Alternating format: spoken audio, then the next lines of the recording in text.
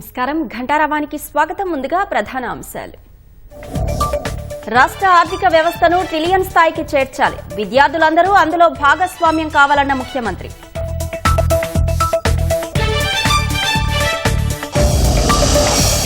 GO 29తో ముమ్మాటికి BC SC ఎస్టీలకు అన్యాయమే, ఒకే పరీక్షకు 2 హాల్ టికెట్లు ఎలా ఇస్తారంటూ అభ్యర్థుల ప్రశ్నలు. జీవోతో రిజర్వేషన్ కేటగిరీ అభ్యర్థులకు నష్టం లేదన్న కాంగ్రెస్, రాజకీయ నేతల కుట్రపూరిత ఉచ్చులో పడొద్దంటూ విజ్ఞప్తి.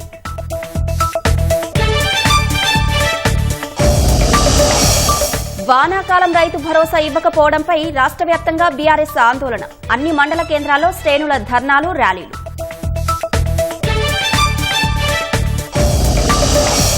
మహారాష్ట్ర అసెంబ్లీ ఎన్నికలకు 99 మందితో బీజేపీ తొలి జాబితా, దేవేంద్ర ఫడ్నవీస్ సహా పలువురు ప్రముఖులకు దక్కిన చోటు.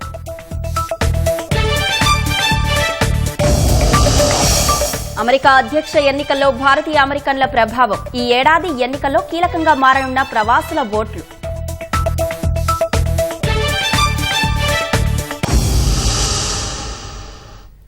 రాష్ట్రాన్ని 1 ట్రిలియన్ ఆర్థిక వ్యవస్థగా తీర్చిదిద్దడంలో ఐఎస్బీ హైదరాబాద్ విద్యార్థులు భాగస్వామ్యం కావాలని ముఖ్యమంత్రి రేవంత్ రెడ్డి పిలుపునిచ్చారు.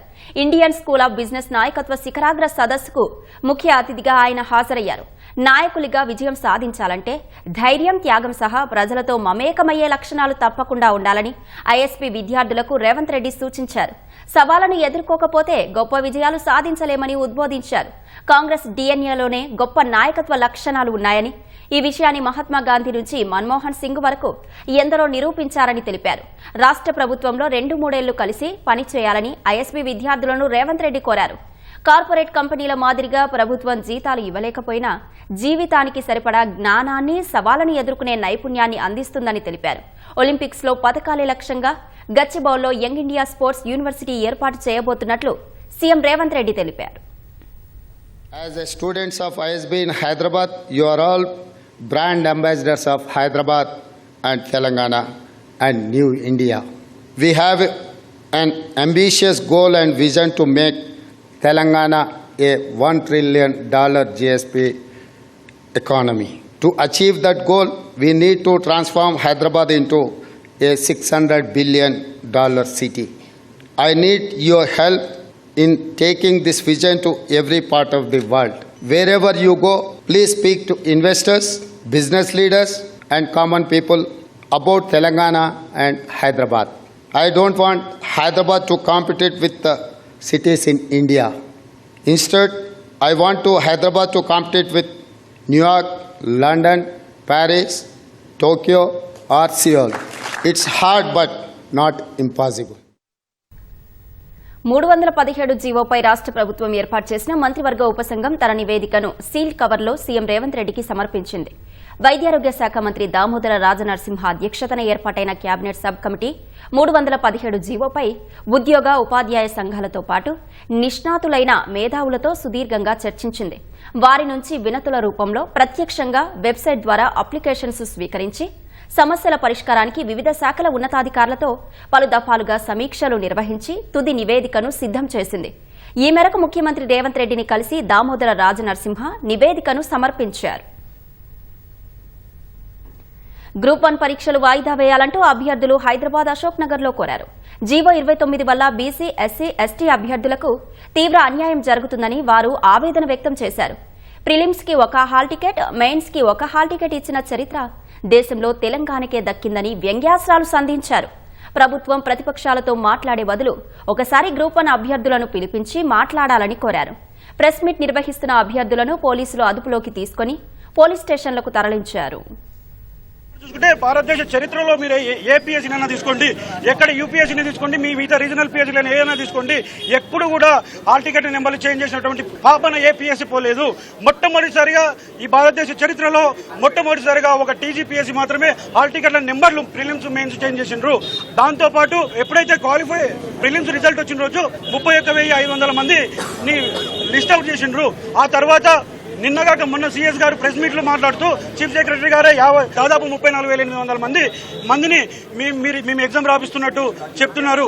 అంటే మీరు ప్రధానంగా ఆలోచించవలసింది ఏంటంటే గ్రూప్ 1 అభ్యర్థుల లోపల ఒక రకమైన మానసిక వేదనతో ఉన్నాము, ఇంకొక రకమైన గందరగోళంలో ఉన్నాము. ముఖ్యమంత్రి గారు మీరు దయ ఉంచండి. మీరు నిన్న అన్నారు కదా, నేను మీ పెద్దన్నగా ఎగ్జామ్ కండక్ట్ చేస్తా ఉంటే మీరు రాయండి అని అంటున్నారు కదా. మేము పెద్దన్నగా కాదు, మిమ్మల్ని మేము మా తండ్రిగా భావిస్తా ఉన్నాం. మా తండ్రిగా భావిస్తున్నాం కాబట్టి మీరు ఈ ఎగ్జామ్ ని ఖచ్చితంగా రీషెడ్యూల్ చేయాల్సిందే. లేని పక్షంలో మీకు చాలా వ్యతిరేకత అనేటువంటిది వస్తుంది. దీనిపైన మీరు ఖచ్చితంగా ఒక డిసిషన్ తీసుకోండి. ఇప్పుడు మినిస్టర్లు అనేటువంటి వాళ్ళు కూడా ప్రెస్ మీట్ పెడతా ఉన్నారు కాబట్టి అందులో కూడా మాకు పాజిటివ్ గా రావాలనేటువంటిది మేము కోరుతా ఉన్నాం. మేము రేపు ఎగ్జామ్ పెట్టుకుని కూడా ఇక్కడ ఒక ప్రెస్ మీట్ కి హాజరు కావాల్సి వస్తుందంటే మా మానసిక పరిస్థితిని మీరు అర్థం చేసుకోండి. మేము రేపు ఎగ్జామ్ రాసేటువంటి మానసిక పరిస్థితులలో లేము. గత 2 నెలలుగా కోర్టు కేసులతోని వివిధ రకాలుగా మేము మిస్లీడ్ అయి ఉండి ఎగ్జామ్ కు సన్నద్ధంగా లేము. మీరు ప్రభుత్వ అధినేతలుగా మా పైన దయ ఉంచి దయచేసి ఈ ఎగ్జామ్ ను రీషెడ్యూల్ చేయగలరు. మాకున్న ఏకైక ఆశ మీరే. దయచేసి మీరు ఈ విషయాన్ని పరిశీలించి రీషెడ్యూల్ చేస్తారని మీ మీద నమ్మకంతో ఉన్నాము. వాళ్ళు పెన్ను పేపర్ పట్టుకొని ప్రశాంతంగా ఉండి రేపు ఎగ్జామ్ హాల్ ఎక్కడ, మేము ఏ వాటర్ బాటిల్ తీసుకుపోవాలా, ఏ పెన్ను తీసుకుపోవాలా, ఎంత ప్రశాంతంగా ఉండాలనేది ఆలోచన ప్రతి సగటు నిరుద్యోగి అయినా ఏ ఎగ్జామ్ అకాడమిక్ ఎగ్జామ్ రాసినా ఏ ఎగ్జామ్ రాసినా. కానీ ఈరోజు రేపు జడ్జిమెంట్ ఏమొస్తుందో, ఇప్పుడు ఏం జరగబోతుందో, మమ్మల్ని పోలీసు వాళ్ళు ఎప్పుడు లాఠీ చార్జ్ చేస్తారో, ఈ ప్రభుత్వం మాకు ఎలాంటి వాదనలు వినిపిస్తుందో అనేటటువంటి ఒక దౌర్భాగ్యమైనటువంటి స్థితిలో ఈరోజు నిరుద్యోగులందరూ ఉన్నారు. దయచేసి చెప్తున్నాం ప్రభుత్వానికి, మేము కష్టపడితే వచ్చినటువంటి ప్రభుత్వం మిమ్మల్ని వ్యతిరేకంగా చేసేందుకో మీ గద్దెలు దింపుతందుకో మేము కొమ్ము కాయడం లేదు. ఎందుకంటే మేము రాజకీయ నాయకులం కాదు. మా నుంచి మీరు అలాంటి అభద్రతా భావానికి ఫీల్ కావద్దు. దయచేసి మేము ఏం చెప్తున్నామంటే ఈ ఎగ్జామ్ను ఒక 2 నెలలు రీషెడ్యూలో 15 రోజులు రీషెడ్యూలో చేయండి. ఈ కోర్టు కేసులు అన్నిటిని తేల్చండి. మా యొక్క ఈ ర్యాలీని ఉద్దేశించి ముఖ్యమంత్రి గారు నేను ఒక సమావేశంలో మాట్లాడుతూ మేము రూల్ ఆఫ్ రిజర్వేషన్ ఇంప్లిమెంట్ చేస్తున్నాము అని చెప్పి మాట్లాడుతూ ఉన్నారు. ముఖ్యమంత్రి గారికి ఎవరో అధికారులు తప్పుదోవ పట్టించినట్టుగా ఉన్నారు. ఇది చాలా విచారకరం. 2022 నోటిఫికేషన్ లో జీవో నెంబర్ 50 ప్రకారం గ్రూప్ 1 ఆస్పిరెంట్స్ అందరికీ కూడా ప్రిలిమ్ స్థాయిలో మెయిన్ స్థాయిలో రూల్ ఆఫ్ రిజర్వేషన్ అమలు అవుతా ఉంది. కానీ జీవో నెంబర్ 29 లో 2024 ఇచ్చిన నోటిఫికేషన్ లో జీవో నెంబర్ 29 లో ప్రిలిమ్ స్థాయిలో రూల్ ఆఫ్ రిజర్వేషన్ అమలు కావడం లేదు. దాని సాక్షాత్తుగా మీరు హైకోర్టు ఇచ్చిన అఫిడవిట్ లోనే మేము ప్రిలిమ్ స్థాయిలో రూల్ ఆఫ్ రిజర్వేషన్ అమలు చేయట్లేదని చెప్పేసి మీరు అఫిడవిట్ ఇచ్చినారు కోర్టులో. ఖచ్చితంగా రూల్ ఆఫ్ రిజర్వేషన్ అమలు అయితే బీసీ, ఎస్సీ, ఎస్టీ, మైనారిటీ సోదరులు తమ రేషియో కంటే అత్యధిక మొత్తంలో వాళ్ళు సెలెక్ట్ అవుతా ఉంటారు. కానీ మీరు వాళ్ళ రిజర్వేషన్ పరిమితం చేసి మా గొంతులు వస్తా ఉన్నారు పేద బడుగు బలహీన వర్గాలకి. కానీ జీవో నెంబర్ 29 లో ఏమైపోయిందంటే రిజర్వ్డ్ కేటగిరీ మెంబర్స్ ఒకవేళ వాళ్ళకి ఎక్కువ మార్క్ వచ్చినా లేకపోతే వాళ్ళు ఎక్కువ మెరిటోరియస్ స్టేజ్ లో ఉన్నా వాళ్ళని రిజర్వ్డ్ గానే పరిగణిస్తున్నారు. అంటే వాళ్ళు ముందుకు వెళ్ళకపోవడం వల్ల, అంటే ఓపెన్ లోకి రావకపోవడం వల్ల వెనుకాల ఉన్న బీసీ గానీ, ఎస్సీ గానీ, ఎస్టీ గానీ వాళ్ళు అన్యాయం అయిపోతున్నారు. గ్రూప్ 1 పరీక్షలు రాసే అభ్యర్థులకు ఏ పుస్తకాలు ప్రామాణికమో చెప్పాలని కేంద్ర మంత్రి కిషన్ రెడ్డి డిమాండ్ చేశారు. నిరుద్యోగుల విషయంలో బీఆర్ఎస్ సర్కార్ లాగే ప్రస్తుతం కాంగ్రెస్ ప్రభుత్వం వ్యవహరిస్తోందని ఆరోపించారు. తక్షణమే ముఖ్యమంత్రి రేవంత్ రెడ్డి నిరుద్యోగులతో చర్చించి వారి సమస్యలు పరిష్కరించాలని కోరారు. వారం రోజులుగా గ్రూప్ 1 అభ్యర్థులు ముత్యాలమ్మ గుడి ధ్వంసంతో హైదరాబాద్ అట్టుడుకుతోందని కిషన్ రెడ్డి ఆందోళన వ్యక్తం చేశారు. సీఎం మాటలు కోటలు దాటుతుంటే చేతలేమో సచివాలయం గోడలు దాటట్లేదన్నారు. సికింద్రాబాద్ లో పోలీసుల లాఠీ చార్జుకు సీఎం ఆదేశించారన్న ఆయన రేవంత్ రెడ్డి మరో వర్గాన్ని బుజ్జగించే ప్రయత్నం చేస్తున్నారని ఆరోపించారు. ఇచ్చిన హామీలు అమలు చేయలేక ప్రజల దృష్టిని మళ్లించే విధంగా సమస్యలు సృష్టిస్తున్నారని కిషన్ రెడ్డి మండిపడ్డారు. గ్రూప్ 1 సంబంధించినటువంటి నిరుద్యోగస్తులు ఒక దిక్కు, మరొక దిక్కు సికింద్రాబాద్ లోని మోండా మార్కెట్ లో ముత్యాలమ్మ దేవాలయాన్ని విధ్వంసం చేసినటువంటి ఈ 2 సంఘటనల పట్ల నగరము అట్టుడుకుతా ఉంది. టీఆర్ఎస్ ఏ రకంగానైతే నిరుద్యోగ యువత వ్యతిరేక వైఖరి అవలంబించిందో అదే విధానం ఈరోజు కాంగ్రెస్ పార్టీ అవలంబిస్తా ఉంది. మళ్లీ ఈరోజు నిరుద్యోగ యువత రోడ్డెక్కాల్సిన పరిస్థితి. మీకు నిజంగా ఉద్యోగాల భర్తీ చేయాలని చిత్తశుద్ధి ఉంటే ఆ నిరుద్యోగులతో మాట్లాడాల్సినటువంటి బాధ్యత ఈ ప్రభుత్వం పైన ఉన్నది. విపక్ష బీఆర్ఎస్, బీజేపీ పార్టీ నాయకులు గ్రూప్ 1 అభ్యర్థులను తప్పుదోవ పట్టించి రెచ్చగొట్టే ప్రయత్నం చేస్తున్నారని పీసీసీ అధ్యక్షుడు మహేష్ కుమార్ గౌడ్ విమర్శించారు. జీవో 29తో రిజర్వేషన్ కేటగిరీ అభ్యర్థులకు ఎలాంటి నష్టం జరగదని ఆయన స్పష్టతనిచ్చారు. తెలంగాణ చరిత్రలోనే తొలిసారి 563 భారీ పోస్టులతో గ్రూప్ 1 నోటిఫికేషన్ ఇచ్చామన్న మహేష్ కుమార్ గౌడ్ ఈ అవకాశాన్ని నిరుద్యోగులు సద్వినియోగం చేసుకోవాలని సూచించారు. రాజకీయ నాయకుల కుట్రపూరిత ఉచ్చులో విద్యార్థులు పడి వారి బంగారు భవితను పాడు చేసుకోవద్దని కోరారు. ఓపెన్ కేటగిరీలో ఎవరైతే మెరిట్ ప్రకారం ఈ 1:50 పిలిచిన దాంట్లో ఎస్సీ, ఎస్టీ, బీసీ, మైనారిటీ దాంట్లోకి ఎవరైనా సెలెక్ట్ అవుతే రేపు ఈ కేటగిరీస్ బైఫర్ట్ చేసినప్పుడు దీంట్లోకెళ్ళి తీసి దాంట్లో వేస్తారని అపోహ అవుతుందో అది పచ్చి అబద్ధము. కింది కేటగిరీస్ రిజర్వ్ కేటగిరీస్ తో తక్కువ పడ్డప్పుడు మాత్రమే ఈ 1:50 కాకుండా కింది నుంచి తీసుకొచ్చి దీనికి జత చేస్తారు. దాని మూలంగానే మీకు 3000 పైచలకు ఆ సంఖ్య ఎక్కువ కనబడతా ఉంది. జనరల్ కేటగిరీలో సెలెక్ట్ అయినటువంటి రిజర్వ్డ్ క్యాండిడేట్స్ కి ఎవ్వరు కూడా నష్టం జరగదు. ఇది మేమిస్తున్న భరోసా. మీకు మిమ్మల్ని ఎక్కడ కూడా జారవిడిచే అవకాశం ఉండదు. మాకు కూడా కొన్ని అనుమానాలు ఉంటే అన్ని కూడా నివృత్తి చేసుకున్నాం. బీఆర్ఎస్ పార్టీ, బీజేపీ పార్టీ కుమ్మక్కై మిమ్మల్ని రెచ్చగొడుతున్న సందర్భం చూస్తా ఉన్నాము. నేను హరీష్ రావు, కేటీఆర్ ప్రశ్నిస్తా ఉన్నా, ఈ 10 ఏళ్లలో మీరు ఇచ్చిన ఉద్యోగుల సంఖ్య ఎంత? మేము 9 మాసాల కాలంలో 50,000 ఉద్యోగాలు ఇచ్చినాము. విద్యార్థులారా ఒకసారి అర్థం చేసుకోండి. వాళ్ళకి ఫక్తు రాజకీయాలే కావాలి. బీజేపీ, బీఆర్ఎస్ పార్టీ యొక్క మాటలు నమ్మి జీవితాలని పాడు చేసుకోవద్దని విజ్ఞప్తి చేస్తా ఉన్నాను. మీరు తొందరపడకండి, ప్రశాంతంగా ఎగ్జామ్ రాయండి, భవిష్యత్తుని తీర్చిదిద్దుకోవాల్సిందిగా నేను విజ్ఞప్తి చేస్తా ఉన్నాను. నది పునరుజ్జీవనానికి సజీవ సాక్ష్యంగా ఉన్న దక్షిణ కొరియా రాజధాని పరిశీలనకు వెళ్లిన రాష్ట్ర ప్రభుత్వ బృందం సియోల్ చేరుకుంది. 2 మంత్రులు, ఎమ్మెల్యేలు, అధికారులు, సీనియర్ జర్నలిస్టులతో కూడిన బృందం 4 రోజులు పర్యటిస్తుంది. చుంగైచున్, హన్ నదుల పునరుజ్జీవం జరిగిన తీరుతో పాటు దాని ఫలితాలు ఎలా ఉన్నాయో పరిశీలిస్తుంది.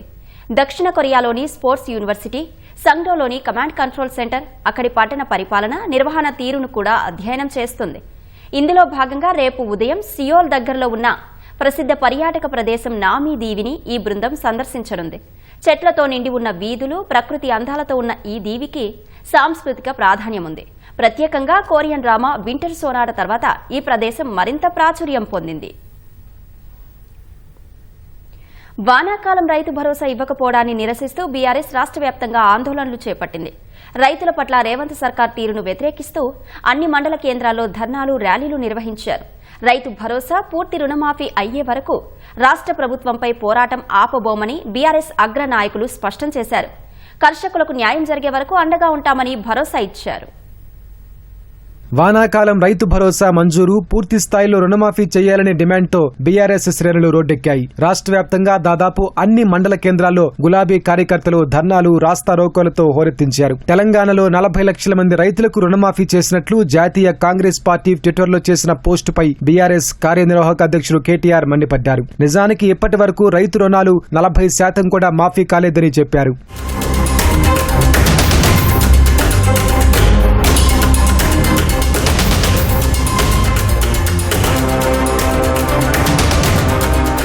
కరీంనగర్ జిల్లా మానకొండూరులో జరిగిన కార్యక్రమంలో మాజీ మంత్రి హరీష్ రావు పాల్గొని రేవంత్ సర్కార్ లక్ష్యంగా విమర్శలు గుప్పించారు. 15,000 రైతు భరోసా అని ఊరించిన కాంగ్రెస్ కనీసం కేసీఆర్ ఇచ్చిన రైతు బంధు నిధులను జమ చేయలేదని ఆక్షేపించారు.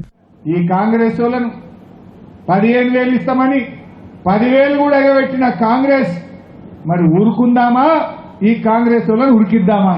ఇవాళ మీరు ఆలోచన చేయాలి. రైతులు తయారున్నారు, మీరు ముంగట ఉండాలి. కంటే ఊళ్ళకి వస్తే రైతులు ఇలా నిలదీయడానికి సిద్ధంగా ఉన్నారు. 11 విడతల్లో 72,000 కోట్ల రూపాయల రైతు బంధు ఇచ్చిండు కేసీఆర్. ఒక్కసారికే రేవంత్ రెడ్డికి ముక్కులకు వస్తుంది. ఎట్లా ఈ రైతు వ్యతిరేక రేవంత్ రెడ్డిని మనం ఏం చేయాలనో ఇలా ఆలోచన చేయాలి. రైతులు సంఘటితం కావాల్సిన అవసరం ఉంది. ఈ కాంగ్రెస్ ను గట్టిగా ప్రశ్నించాల్సినటువంటి బాధ్యత మన మీద ఉంది. రైతుల పవర్ ఏందో రేవంత్ రెడ్డికి అర్థమైతేనే కనీసం రేపు రైతు బంధు పడేటువంటి అవకాశం ఉంటుంది. హనుమకొండ జిల్లా కాజీపేట జంక్షన్ లో బీఆర్ఎస్ శ్రేణులు ధర్నా చేపట్టాయి. సాగుదారులకు రైతు భరోసా అందించాలని నినదించారు. వరంగల్ జిల్లా నర్సంపేట నియోజకవర్గం పరిధిలోని అన్ని మండల కేంద్రాల్లో గులాబీ కార్యకర్తలు రోడ్డెక్కి నిరసన తెలిపారు. మహబూబాబాద్ తహసీల్దార్ కార్యాలయం చౌరస్తాలు ఆందోళన చేపట్టారు. ములుగు గాంధీ చౌక్ వద్ద, పరకాల బస్టాండ్ కూడలి వద్ద బీఆర్ఎస్ నాయకులు ధర్నా చేపట్టారు.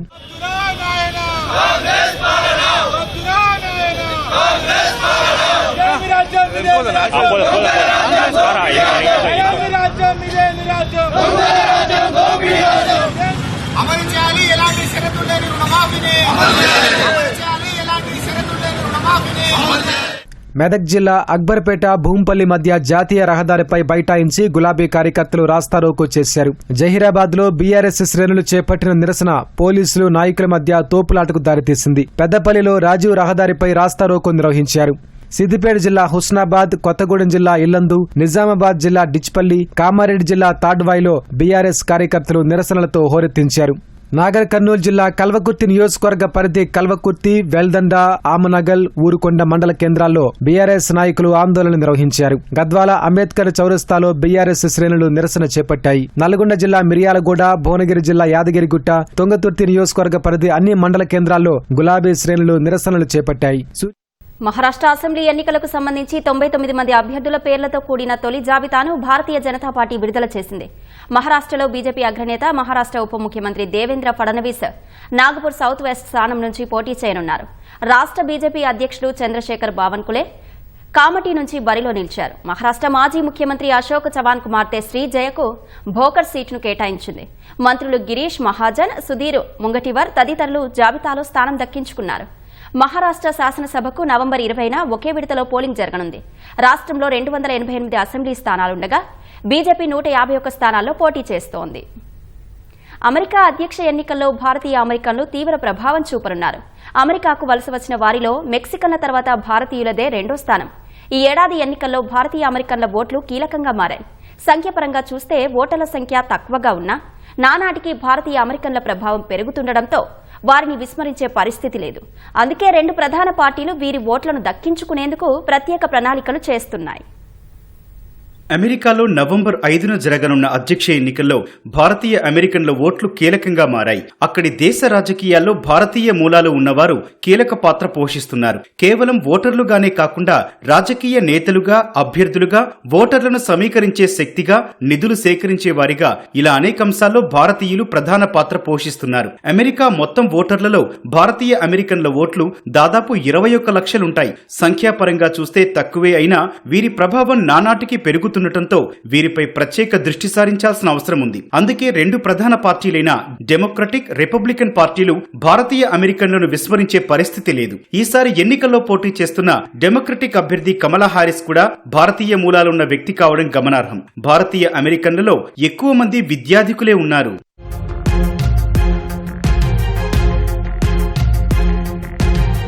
అధ్యక్ష ఎన్నికను మలుపు తిప్పగల సామర్థ్యమున్న స్వింగ్ రాష్ట్రాల్లో భారతీయుల జనాభా ఎక్కువగా ఉంది. స్వింగ్ స్టేట్స్ గా పిలిచే Pennsylvania, Arizona, Nevada, Georgia, Michigan, North Carolina, Wisconsin రాష్ట్రాల్లో ఉన్న దక్షిణాసియా ఓటర్లలో ఇండియన్లు అత్యధికంగా ఉన్నారు. అధ్యక్ష ఎన్నికల ఫలితాన్ని తేల్చడంలో అత్యంత కీలకమైన పెన్సిల్వేనియా రాష్ట్రంలోని బక్స్ కౌంటీలో భారతీయులు అధిక సంఖ్యలో ఉన్నారు. మిషిగన్, జార్జియా రాష్ట్రాల్లోనూ భారతీయ సంతతి అధికంగా ఉంది. దీంతో వీరి ఓట్లు, మద్దతు రెండు పార్టీలకు కీలకంగా మారనుంది. స్వింగ్ రాష్ట్రాల్లో హారిస్, ట్రంప్ విజయావకాశాలపై ఇండియన్ ఓటర్లు ప్రభావితం చేసే అవకాశం ఉందని సర్వేలు అంటున్నాయి. అమెరికాలో దక్షిణాసియాకు చెందిన 48 లక్షల మందికి పైగా యువ ఓటర్లను ప్రభావితం చేయడంలో భారతీయులు కీలకంగా మారినట్లు వెల్లడించాయి. గత రెండు అధ్యక్ష ఎన్నికల్లోనూ భారతీయ అమెరికన్లు భారీ సంఖ్యలో ఓటేసినట్లు ఎగ్జిట్ పోల్స్ తెలిపాయి. 2020 ఎన్నికల్లో 71% ఇండో అమెరికన్లు ఓటేసినట్లు చెప్పాయి. ఈసారి 91% మంది ఓటు వేసే అవకాశాలున్నాయని ఆసియన్ అమెరికన్ ఓటర్ సర్వే అంచనా వేసింది. అమెరికాలో ప్రధాన పార్టీలకు భారతీయ అమెరికన్ల నుంచి పెద్ద మొత్తంలో విరాళాలు వెళుతున్నాయి. అక్కడ భారతీయ అమెరికన్ల సగటు వార్షిక ఆదాయం $1.45 లక్షల ఉంది. ఇది అమెరికన్లతో పోలిస్తే 21% ఎక్కువ. హారిస్ కు కాలిఫోర్నియాలో ఇటీవల ఒక్క వారంలోనే ఏకంగా $5.5 కోట్ల విరాళాలొచ్చాయి. వాటిలో ఎక్కువ మొత్తంలో మనవారి నుంచే వచ్చాయి. డెమోక్రటిక్ పార్టీకి భారీ విరాళాలిచ్చిన జాబితాలో 60 మందికి పైగా ఇండియన్ అమెరికన్లు ఉన్నారు. అక్కడ రాజకీయాల్లో చురుగ్గా పాల్గొంటున్న భారతీయుల సంఖ్య పెరుగుతున్నట్లు గణాంకాలు చెబుతున్నాయి. సెనేట్, ప్రతినిధుల సభతో పాటు రాష్ట్రాల సెనేట్లు, అసెంబ్లీలు, సిటీ కౌన్సిళ్లు, స్కూల్ బోర్డులకు ప్రాతినిధ్యం వహిస్తున్న జిల్లా అటార్నీలుగా నియమితులవుతున్న భారతీయ మూలాలు ఉన్న వారి సంఖ్య నానాటికి పెరుగుతోంది. యుఎస్ కాంగ్రెస్ లో 5 భారతీయ అమెరికన్లున్నారు. వచ్చే ఎన్నికల్లో ఇది 7కు పెరుగుతుందని భావిస్తున్నారు. అమెరికా యువజనుల్లో భారతీయులు కేవలం 0.6% కానీ వారిలో 4.4% మంది ప్రభుత్వంలో ఉన్నత స్థానాల్లో ఉన్నారు. బైడెన్ పాలన యంత్రాంగంలో 150 మందికి పైగా భారతీయ అమెరికన్లు కీలక స్థానాల్లో ఉన్నారు. హారిస్ అధ్యక్షురాలిగా ఎన్నికైతే ఆ సంఖ్య 200 పెరిగే అవకాశం ఉందని అంచనాలున్నాయి.